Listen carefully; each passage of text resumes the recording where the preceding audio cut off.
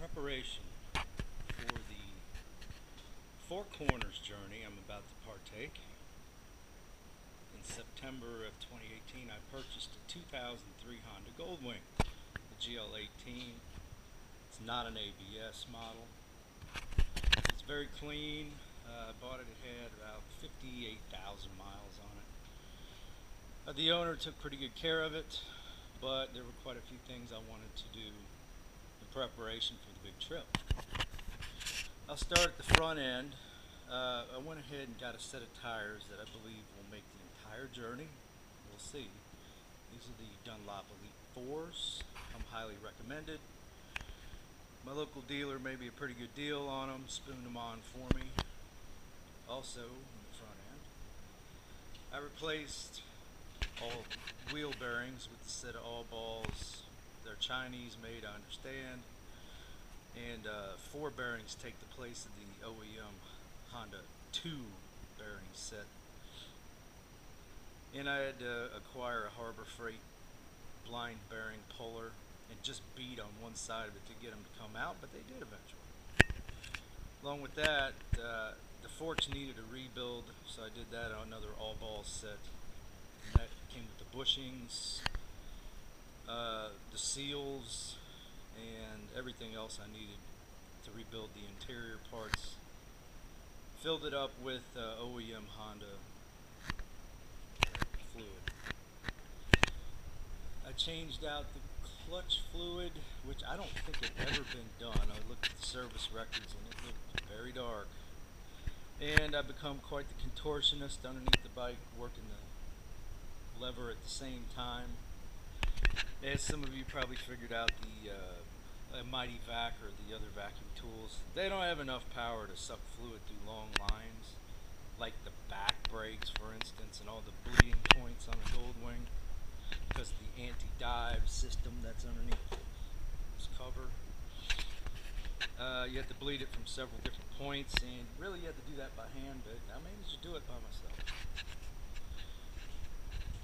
Moving on, these are a nice set of forward foot rests. They weren't mounted correctly when I got it, but I put them in a place that's going to work out just great for me.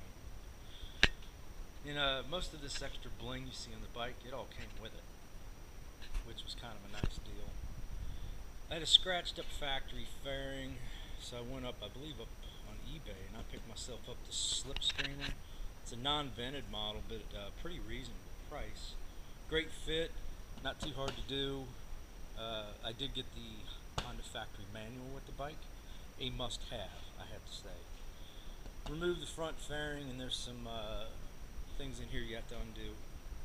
It's really not a tough job at all, and believe me, that new windshield makes all the difference. I went ahead and checked the valve clearances on both sides.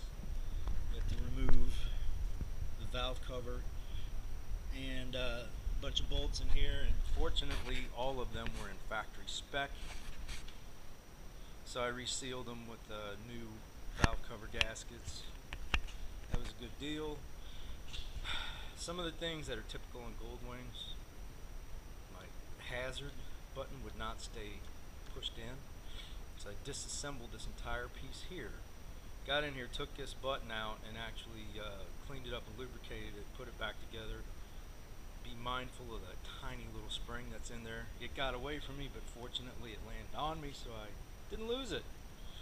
But now it works great, just like new. The same thing is true over here. I had to lube the reverse button, the cruise control button, as they wouldn't stay in, but keep at it. I doubt if these things will wear out, but if you get the right stuff in here, and I might show you a picture of what I use. I use it on my guitar amps and other things for rheostats, and it worked pretty well on there too. These older wings don't have much of an integration, but what they do have, at least mine did, is this factory cigarette lighter outlet. I picked up this Bluetooth integrator off of Amazon pretty cheaply. It's got some USB ports in it, and it actually allows me to integrate my phone over the OEM stereo, so I can have my tunes going down the road. I haven't tried talking through the phone on here and don't intend to. But in case that doesn't work out, I also have a headset here that I can put in my helmet.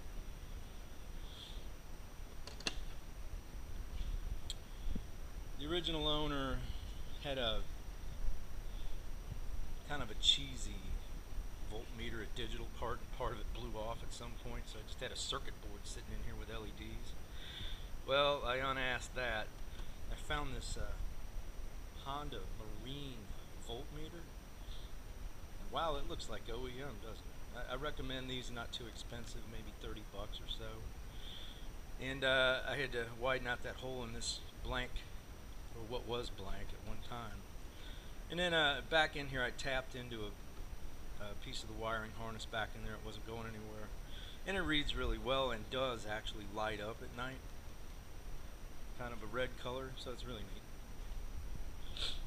Continuing on. Oil change, obviously. Differential oil change.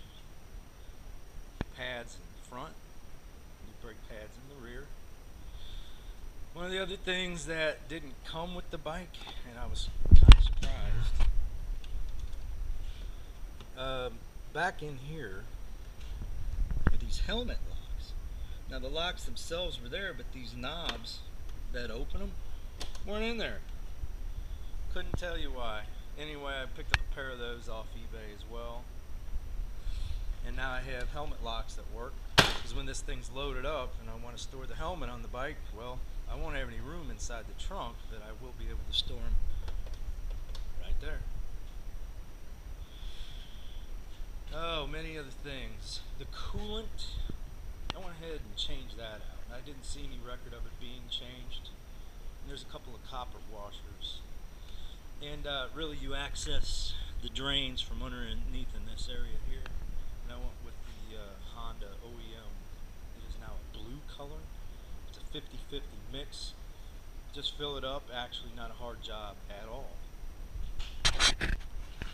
Also, I headed into the dealer and while I was getting the tires put on, he looked up the VIN number, told me that there was a recall that was never done on this bike. The original frame welding recall was done when it was new, but there's a rear master cylinder recall, and check yours to make sure it's been done.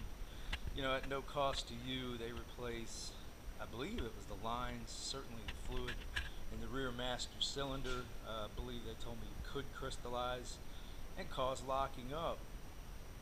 You want to go down to the dealership or run your VIN, make sure that's been done as well. Another thing that didn't quite work when I got the bike is this trunk lid would not open. As you know, you grab down in here and you pull this lever and it opens. But when I got it, you could pull the lever and it wouldn't open. So again, it's not a real tough job. If you get down in here, there's actually an adjuster. And I just moved it up one space and it works fine now. Let the cable stretch over time.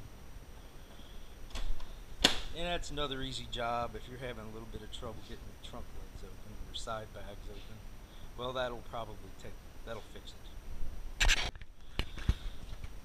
The other thing I did was I went in and cleaned out the air filter.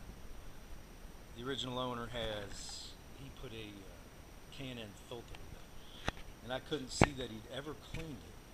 So it's about 30,000 miles the thing had been in there and not been cleaned, so I needed to get in there. And you know, get a pot of coffee going. That's going to be a several-hour job if you're like me and never done it before.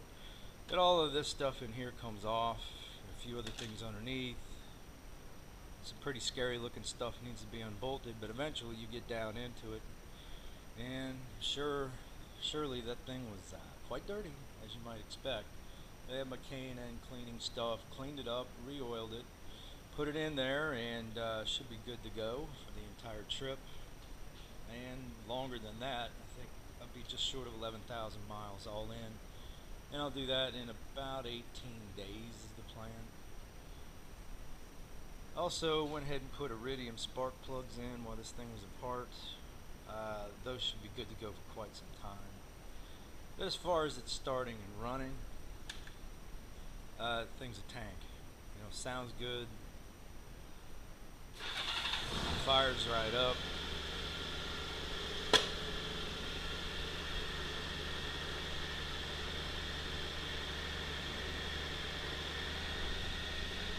We're at 59,000 miles now. I'll keep you posted during the journey.